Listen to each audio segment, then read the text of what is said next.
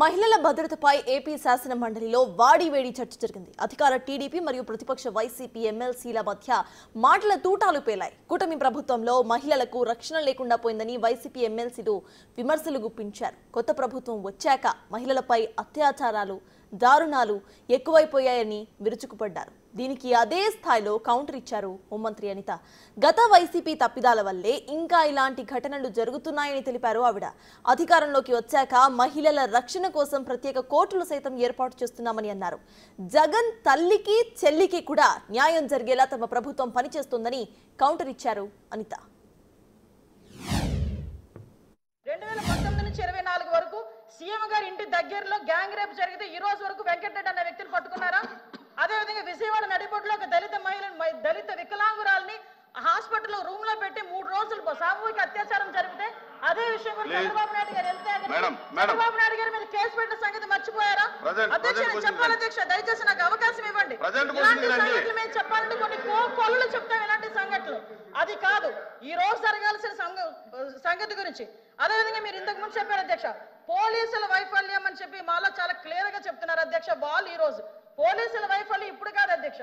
పోలీసుల వైఫల్యం 5 నెలల కాలంలో వాళ్ళ దగ్గర వసతులు లేకపోయినా, వెహికల్స్ లేకపోయినా, వాళ్ళకి ఫోరెన్సిక్ ల్యాబొరేటరీ అనేది వాళ్ళ దగ్గర లేకపోయినా, అదేవిధంగా వాళ్ళకి కనీసం ఫింగర్ ప్రింట్ ఐడెంటిఫికేషన్ డివైజెస్ లేకపోయినా ఈ 5 నెలల్లో వితిన్ 24 గంటల నుంచి 48 గంటల్లో నేరస్తులు పట్టుకుని రిమాండ్కి పంపించిన ఘనత మా పోలీసు వ్యవస్థ అధ్యక్ష.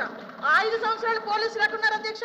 తెలుగుదేశం పార్టీ ఇళ్ల దగ్గర పరదాలు కట్టడానికి, చెట్టు నరకడానికి, ఇంట్లో రోడ్డు మీదకి వచ్చేసరికి కాపులాలు కాయడానికి తప్పించి ఏ రోజైనా కనీసం ఒక ఆడపిల్లని రక్షించే విషయంలో అధ్యక్ష పోలీస్ డిపార్ట్మెంట్ లో వచ్చిన మా సభ్యులకి కానీ మీ చైర్కి కానీ అడుగుతున్నాను అదే సార్, అసలు దిశా చట్టం అనేది ఉందా? దిశా చట్టం చట్టబద్ధత జరిగిందా? దిశా చట్టం చట్టబద్ధత లేకుండా దిశా పోలీస్ స్టేషన్ ఏర్పాటు చేసుకుని రాజమండ్రిలో దిశా పోలీస్ స్టేషన్ ఇదే సభ్యులందరూ కలిపి అప్పుడున్న మాజీ సీఎం గారు జగన్మోహన్ రెడ్డితో కలిపి రిబ్బన్ కట్ చేయించారు అధ్యక్ష. ఇక్కడ ఎంత దౌర్భాగ్యమైన పరిస్థితి అంటే అధ్యక్ష, అదే రోజు సాయంత్రం ఒక సామూహిక అత్యాచారం 3 రోజుల పాటు ఒక మైనర్ బాలికని, దళిత బాలికని అత్యాచారం చేసి అదే దిశా పోలీస్ స్టేషన్ ముందు వదిలేసి వెళ్ళారు అధ్యక్ష.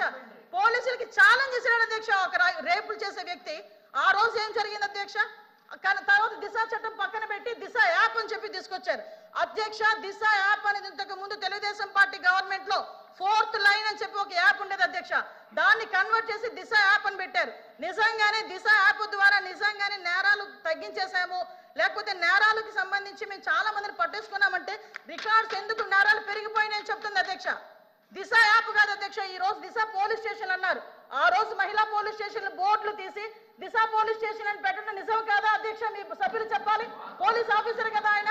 ఆ రోజు దిశ మహిళా పోలీస్ స్టేషన్ బోర్డులు మార్చి దిశ పోలీస్ స్టేషన్ అని ఏర్పాటు చేసి ఈవెన్ నిర్భయ యాక్ట్ గురించి చెప్పారు. నేను అన్ని విషయాలు మాట్లాడడానికి సిద్ధపడి అక్కడికి వచ్చా. మహిళల విషయంలో ఇంక్లూడింగ్ జగన్మోహన్ రెడ్డి తల్లికి చెల్లికి అన్యాయం జరిగిన ఈ రోజు ఈ గవర్నమెంట్ మేము నుంచుంటామని చెప్పి మీ సభాముఖంగా మీ అందరికీ కూడా తెలియజేసుకుంటాం అధ్యక్ష. దాని మీద మేము స్టాండ్ అయ్యాం. వాళ్ళు చేసిన దానికి అధ్యక్ష నేను చెప్పిన దాంట్లో ఏ తప్పు ఉందని అందరు నుంచున్నారు చెప్పండి అధ్యక్ష. అదేంటి అధ్యక్ష, అందరూ నుంచున్నారు కదా, నేను చెప్పిన దాంట్లో ఏం తప్పు ఉందో అడగమనండి. కాబట్టి అధ్యక్ష